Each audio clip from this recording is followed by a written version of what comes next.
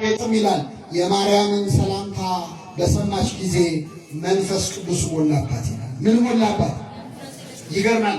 እዚህ የምታዩቸው ካህናት ሜሮን ቀብተው ነው መንፈስ ቅዱስ ስንጠመቅ የሚሰጡ የሚያሳድሩብን። ሊቃነ ጳጳሳት እጃቸውን ጭነው ነው መንፈስ ቅዱስ የሚያሳድሩት።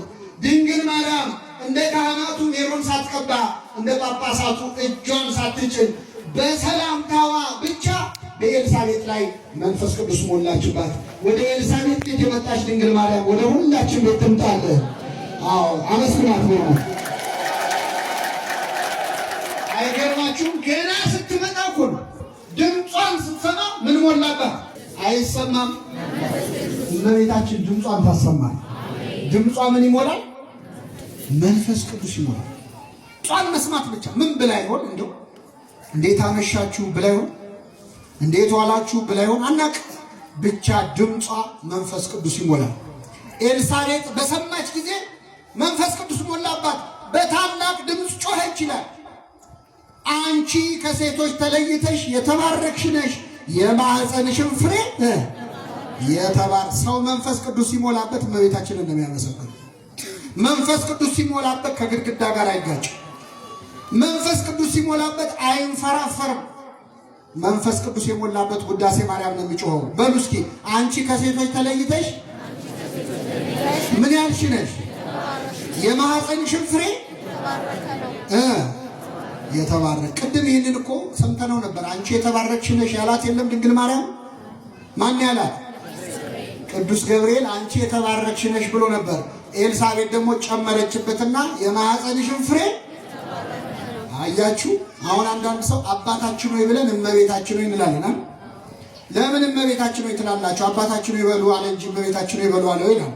ጌታ አባታችን ሆይ በሉ አለ እንጂ አባታችን ሆይ ካላችሁ በኋላ ምንም ትንፍሽ እንዳትሉ ብሎ አላለም። የጸሎት መጀመሪያ እንጂ መዝጊያ አይደለም። ሁለተኛ እመቤታችን ሆይ የምንለው ከራሳችን አይደለም። አባቶቻችን ሊያመሰግኑ አፈለጉና ድንግል ማርያምን ምስጋናቸው አነሰባቸው። ስለዚህ የራሳቸውን ምስጋና ተዉና ምን አሉ መሰላቸው? እመቤታችን ቅድስት ድንግል ማርያም ሆይ በማን ሰላምታ? በመልአኩ ይቅርብሽኛል። እግዚአብሔር ልኮት ገብርኤል ባመሰገነች ሰላምታ ምን እንልሻል? አሁን ይህን ሰላምታ አንተ አልካት አላልካት ድንግል ማርያም የሚጨምርላን ነገር አለ? ኦልሬዲ ገብርኤል እኮ ብሏታል። ብትላት ይሻላል። መልአክ ቅዱስ ቅዱስ ሲሉ አይተናል። እግዚአብሔርን ቅዱስ ቅዱስ የምንለው ገብርኤል የተባረክሽ ነሽ ሲል አይተናል እንላለን። ፈቃድ በሰማይ እንደሆነች እንዲሁም መላእክት ያደረጉትን ማመሳሰል የኛ ስራ ነው። ያመሰገኑትን እንደግማለን። ስለዚህ ገብርኤል ሲል ሰምተን ነው ያለ። ግን እኔ አሁን እዚህ ማለት አባታችን ሆይ ተብሎ እመቤታችን ሆይ ሲባል ከእግዚአብሔር ጋር የሚጋፋ ለሚመስለው ሰው ኤልሳቤጥ አስተማረች። አንቺ የተባረክሽ ነሽ፣ የማኅፀንሽም ፍሬ። እናትና ልጅን አብራ መሰገነች። አያችሁ? በሉ እስኪ አንቺ የተባረክሽ ነሽ፣ የማኅፀንሽም ፍሬ። ሁለቱ አብረው ይመሰገናሉ አይመሰገኑ? ይመሰገናሉ።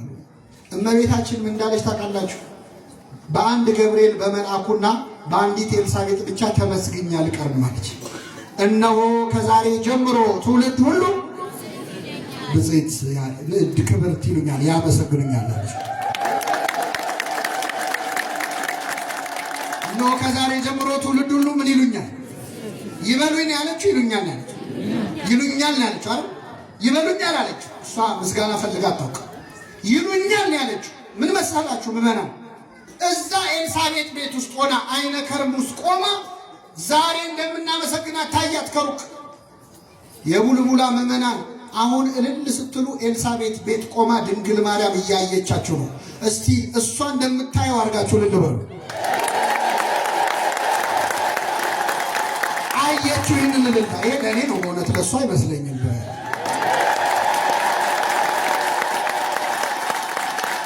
ትውልድ ሁሉ ምን ይሉኛል? አሁን ዛሬ የማያመሰግኗ ሰዎች አሉ የሉ? ታዲያ ትውልድ ሁሉ ብላ የለ ወይ? ምን ነው አልተፈጸመም ወይ ካላችሁ ትውልድ ሁሉ አለች እንጂ ሰው ሁሉ ብላለች? ኤቭሪ ጀነሬሽን ያለችው። ከዚህ ትውልድ አንድ ሰው ቢያመሰግናት ይበቃል። እኛን ከሚያመሰግኑት ጋር የቆጠረን አምላክ ክብር ምስጋና ይድረሰው ሆነ እና አንቺ የተባረክሽ ነሽ፣ የማኅፀንሽም ፍሬ የጌታዬ እናት አለች። የምን እናት?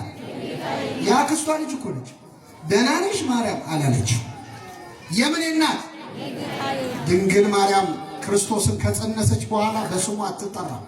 ዝም ብሎ ዘንጥሎ ማርያም አይባል። መላእክትም አጠራራቸውን ቀየሩ እኮ። ልክ ከጸነሰች በኋላ ማርያም አትፍሪ ሲል የነበረው ገብርኤል ከጸነሰች በኋላ ግን ሕፃኑንና እናቱን ይዘ ይላል። ምኑን ይዘ? እናቱ ነው ስሟ። ዝም ብሎ ማርያም አይባል፣ እናቱ ነው። አትዳፈው ብሎ ዝም ብሎ ማርያም አይባል። የጌታዬ እናት አለች።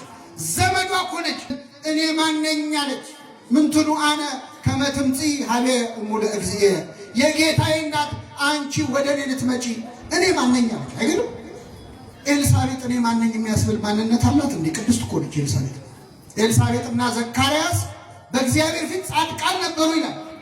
ጻድቃን እንኳን ሲያዩት እኔ ማነኝ ይላሉ። ለምን? የቅዱሳን ቅድስና ከእሷ ጋር ሲተያይ አይደራረስም። እኔ ማነኝ አለች። ይኸውላችሁ ኤልሳቤጥን እንዲያናገራት በላዋ ላይ ምን ሞልቶባት ነው? ይኸውልህ መንፈስ ቅዱስ ሲሞላብህ እኔ ማነኝ ድንግል ማርያምን ስሟን ልጠራ ትላለህ።